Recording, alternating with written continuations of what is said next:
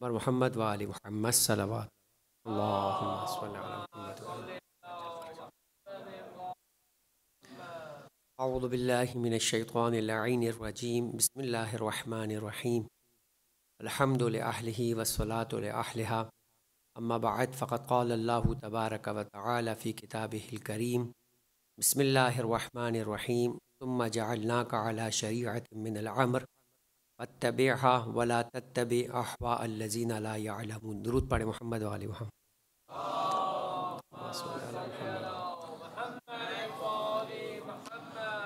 अज़ीज़ान मोहतरम, जैसे कि कल आपकी खिदमत में इस बात का बयान हुआ कि इब्तदाई 15 से 20 मिनट की ये गुफ्तगू मसाइल फ़िक़ह और अहकाम शरीयत पर आपकी खिदमत में पेश की जाएगी। और जिस उन्वान का इंतखाब किया गया उसका ताल्लुक़ इस माह रमज़ान मुबारक में मुसाफिरों के लिए रोज़ों के अहकाम की मुनासिबत से है। और कल इस मसले को आपकी खिदमत में पेश किया गया कि सबसे पहला मसला जो इस सिलसिले के अंदर मराजिईन और फ़ुक़हा अपनी किताब में लिखते हैं वो यही लिखते हैं, जो बुनियादी तौर के ऊपर एक समझे कि बेस लाइन हुआ करती है कि किस फ़र्द के ऊपर माह रमज़ान में मुसाफिर का उन्वान जो है वो सिद्क़ आ सकता है। बस जिस शख्स पर भी इस अंदाज़ के माह रमज़ान में मुसाफिर का हुक्म सिद्क़ आता है और उसके ऊपर फिट आता है कि जिसे कहा जाए कि उसके लिए उस कैफियत के अंदर कि जिस वक्त वो मुसाफिर हो और उसकी नमाज कसर हो जाए तो उसके लिए रोज़ा भी जो है वो माफ़ हो जाया करता है। यानी फिर माफ़ हो जाने का मतलब ये नहीं है कि आप ये कहें कि वो चाहे तो रोज़ा रखे और चाहे तो रोज़ा ना रखे। उन्वान ये बनेगा कि फिर ऐसी सूरत में उसके लिए रोज़ा रखना जायज़ नहीं होगा और वो रोज़े के जो इस हालत सफ़र के अंदर उसने नहीं रखे हैं, माह रमज़ान के बाद इन रोज़ों की क़ज़ा करनी होगी।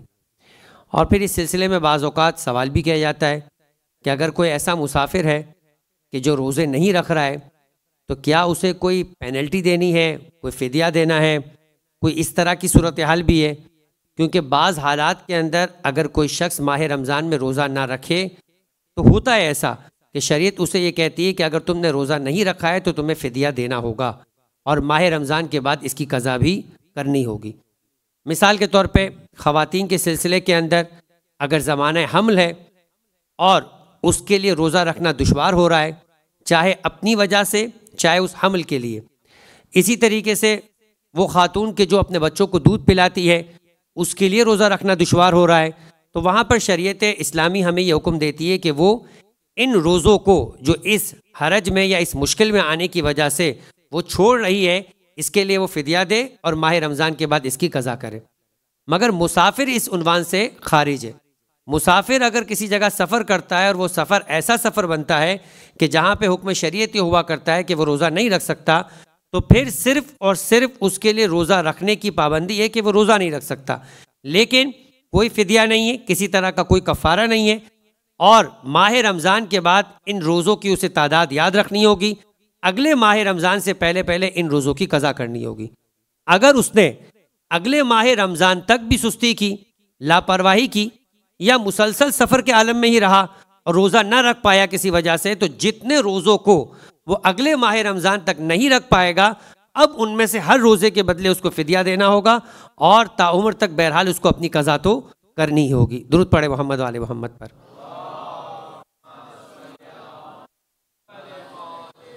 तो लिहाजा जहाँ जहाँ पर शरीयत उसे मुसाफिर शरई कह रही है वहाँ उसके लिए रोज़ा जो है वो ताक़िद हो जाएगा।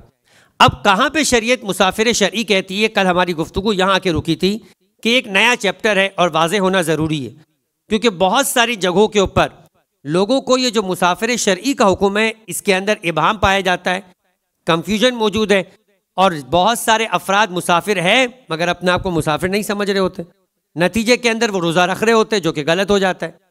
उन पर हकीकत में ये रोज़ा रखने के बावजूद रोज़ा फ़र्ज बाकी रहा और माह रमज़ान के बाद क़ज़ा करनी होगी। और बहुत से अफराद है कि जो शरीयत की निगाह में मुसाफिर नहीं कहलाते और वो अपने आप को मुसाफिर समझ रहे होते।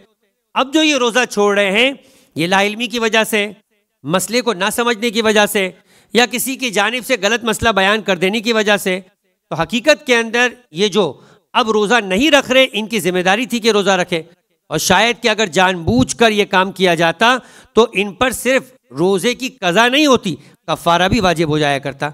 एक सवाल पूछा गया बाकायदा आगा सिस्तानी से कि एक जवान है, वो ये नहीं जानता कि रोज़ा रखने ना रखने की वजह से मुझ पे कफ़ारा वाजिब हो जाएगा।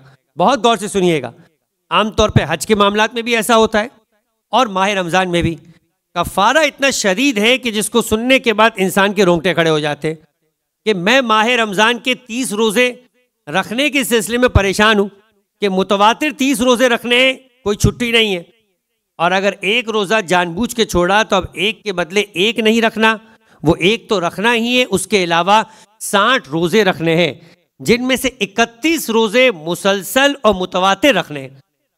इसमें अब छूट नहीं हो सकती, और अगर कहीं छूट की तो दोबारा नए सिरे से गिनती शुरू हो जाएगी, वो जो रखे गए वो ज़ाया हो जाएंगे। तो लिहाजा 60 रोज़े रखने।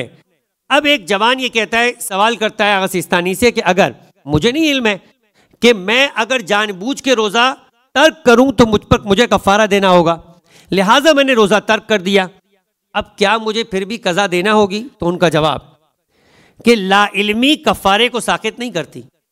आपको मालूम था कि रोज़ा तर्क कर देना हराम है, आपको मालूम है कि रोज़ा तर्क करना खुदा की बारगाह के अंदर इसकी छूट नहीं है और ये काबिल परवरदिगार की बारगाह के अंदर काबिल सज़ा है। अब चाहे आपको कफ़ारे का इल्म था या नहीं था, चूंकि आपको इल्म था कि रोज़ा रखना वाजिब है और आपने रोज़ा जानबूझ के तर्क किया बगैर किसी उज़्र शरई के, आपको कज़ा भी करनी होगी और कफ़ारा भी देना होगा। हाँ, अगर रोज़ा रखने के सिलसिले में आप ये समझ रहे थे कि मुझ पर रोज़ा शायद साकित है, मैं इस तरह के काम में मुलव्विस हूँ, इस तरह का काम कर रहा हूँ कि जिसके लिए मेरे लिए हरज हो रहा है, तो शायद ये जो पोजीशन है इसकी वजह से मुझ पर रोज़ा रखना फ़र्ज नहीं है, इसलिए आपने नासमझी के अंदर रोज़ा नहीं रखा। बाद में ये इल्म हो गया कि नहीं, मुझे तो रोज़ा रखना था, तो अब आप पे कफ़ारा नहीं है, सिर्फ और सिर्फ कज़ा आपकी जिम्मेदारी करार पाएगी। दुरूद पढ़े मोहम्मद वाले मोहम्मद पर। अल्लाहुम्मा सल्ली अला मोहम्मद वाले मोहम्मद। तो जो बात समझने की थी वो यहाँ पर कि सबसे पहले इंसान ये समझे कि मैं कब मुसाफिर शरई बनता हूँ ताकि ये गलती ना हो। तो सबसे पहली चीज़ जो मुसाफिर शरई के लिए है, सबसे पहले ये बताया जाए कि एक शख्स कब मुसाफिर शरई बनता है। शरीयत ने इसके लिए 8 शर्तें लगाई हैं, यानी मामला इतना सादा और आसान नहीं है कि आप ये कहें कि बस मैं मुसाफिर हूँ, मैंने सफ़र किया तो मैं मुसाफिर बन गया। नहीं, शरीयत कहती है कि इन 8 शर्तों को आप देखें, आपके सफ़र में ये 8 शर्तें पाई जाती है तो आप मुसाफिर शरई हैं। अब आपके लिए नमाज भी कसर होगी और रोज़ा भी साकित होगा, जिनमें सबसे पहली चीज़ ये कहा कि उसका सफ़र की जो मिकदार है वो 8 फरसक शरई हो, यानी वो 8 फरसक सफ़र करे। अब ये 8 फरसक, जो फरसक है ये पैमाना है, ये पैमाना आज इस्तेमाल नहीं होता, आज होता है माइल्स, किलोमीटर। तो अगर माइल्स के एतबार से बात की जाए तो ये 28 माइल बनते हैं।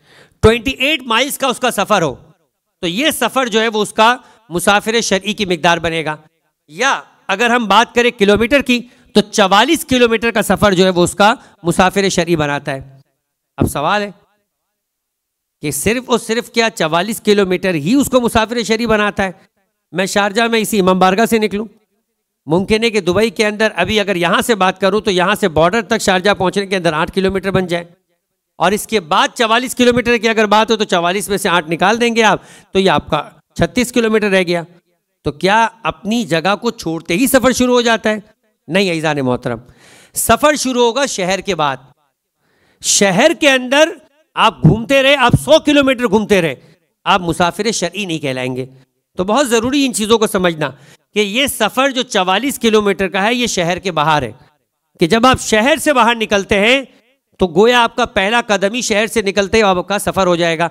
यहाँ से काउंटिंग शुरू होगी कि आपका 44 किलोमीटर बॉर्डर से आगे जाना और बॉर्डर तक आना, घर से जाकर नहीं, बॉर्डर से शहर, जिस शहर में आप मौजूद हैं उस शहर के बॉर्डर से आपका सफ़र आना और बॉर्डर तक 44 किलोमीटर बनेगा, तब आप मुसाफिर शरई बनेंगे।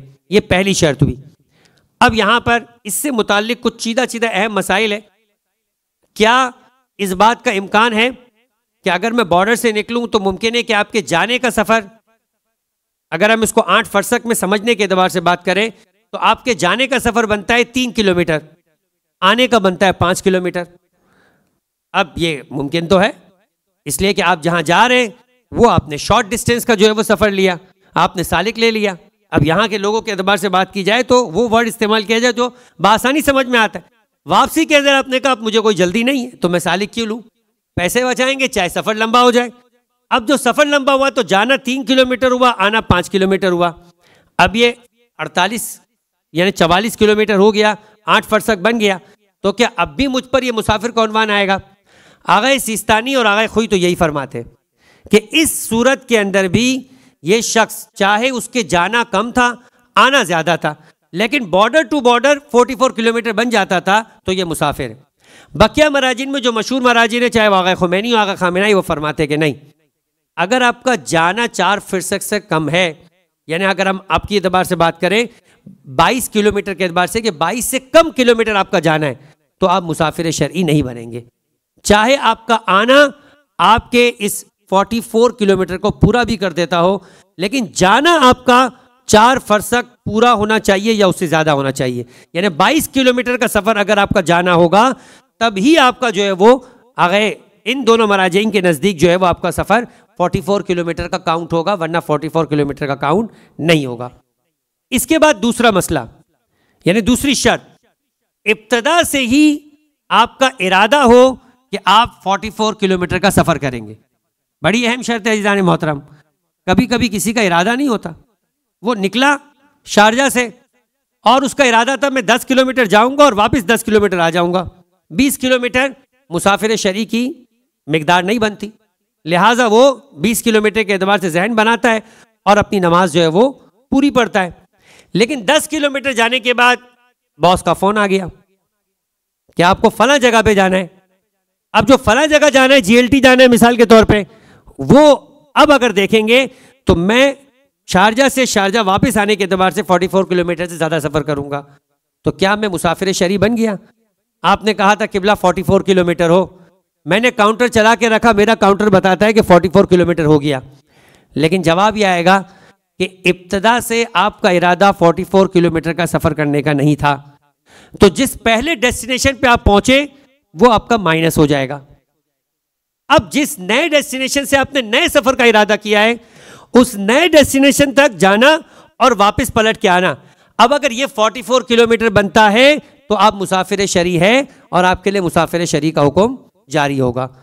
तो लिहाजा देखें ये दूसरी चीज थी, इब्तदा से पूरे 44 किलोमीटर का, यानी टोटल सफर ही फकत 44 किलोमीटर का नहीं हो, स्टार्ट जब आप सफर कर रहे थे आपका कुल नीयत थी कि मैं 44 किलोमीटर का सफर करूंगा, तब आप मुसाफिर शरई बनेंगे और आपकी नमाज कसर होगी और आपका रोजा साकित होगा। तो दूसरी शर्त यह हो गई। लिहाजा आपने मिसाल के तौर पर अगर शहर से निकल के 10 किलोमीटर सफर किया और आप माह रमजान था, हुक्म क्या था? आपने जोहर से पहले सफर किया, लेकिन आप 10 किलोमीटर जाने के बाद वापस आने वाले थे, आपने अपना रोजा नहीं छोड़ा, आपको रोजा रखना था।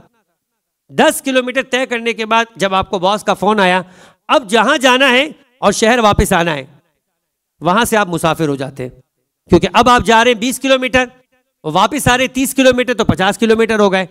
अब आपका रोजा साकित हो जाएगा, यानी अब तक रोजा था, अब रोजा साकित हो गया। और अब हुक्म यह होगा कि आप जोहर से पहले पहले अगर दोबारा अपने शहर में आ जाते हैं और मुब्तिलात रोजा आपने अंजाम नहीं दिया है, तो नई नीयत के साथ रोजा रखेंगे।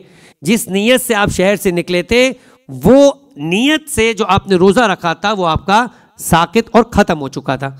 तो देखिए ये मसाइल शरई इतने अहम है कि अगर आप कहें मैंने तो नीयत नहीं की, मैं तो शहर में आ गया, मुझे तो ये मसला ही नहीं मालूम था, तो आपका रोजा बाय डिफॉल्ट हुआ ही नहीं। जो आप कहते हैं कि नीयत कहां जाके काम में आती है, नीयत कितनी पावरफुल होती है। आपने माह रमजान की पहली रात को ही नीयत कर ली कि मैं 30 रोजे रखूंगा, लेकिन इस दिन का रोजा आपका इब्तदा नीयत से हुआ था, दरमियान में आपका रोजा खत्म हो गया था, तो आपको एक नई नीयत की जरूरत थी। अगर उस नई नीयत को आपने किया है शारजा में आने के बाद, तो आपका रोजा शुरू होगा, वरना इस दिन के रोजे की आपको नए सिरे से माह रमजान के बाद कज़ा करनी होगी। दुरूद पढ़े मोहम्मद वाले मोहम्मद।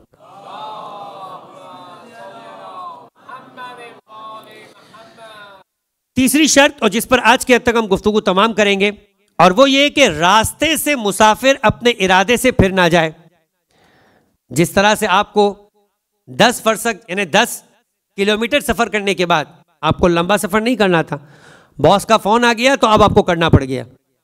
इसी तरीके से अगर रास्ते से आपका इरादा तर्क हो जाए, आप निकले थे शारजा से ऑफिस के काम के लिए, रास्ते में बॉस का फ़ोन आया आपको कि वापस पलट जाइए, रास्ते में फ़ोन आया कि वापस पलट जाइए, आपको अब शारजा के अंदर ही काम करना है। आप इब्तदा से इरादा करके निकले थे 44 किलोमीटर का, और आप 10 किलोमीटर आगे गए होंगे दुबई के अंदर और फ़ोन आ गया कि वापस चले जाएं।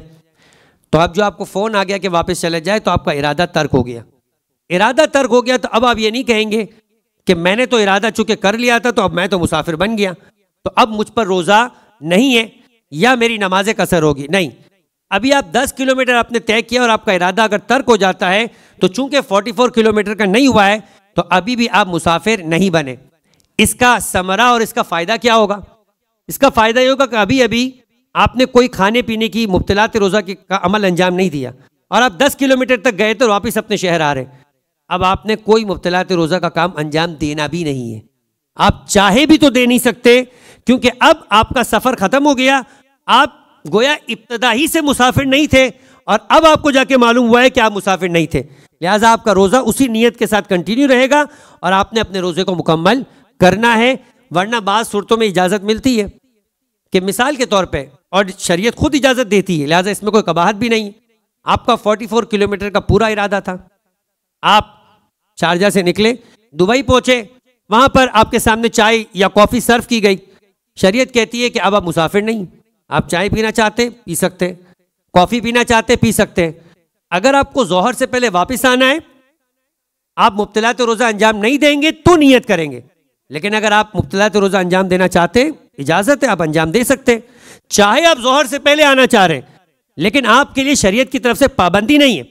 लेकिन ये शख्स कि जिसका सफ़र ख़त्म हो गया, जिसका 44 किलोमीटर का सफ़र नहीं है, इस शख्स को इजाज़त नहीं है कि ये चाय और कॉफ़ी का इस्तेमाल करे, इसलिए कि शरीयत ने इसे मुसाफिर शरीक के उन्वान से खारिज कर दिया।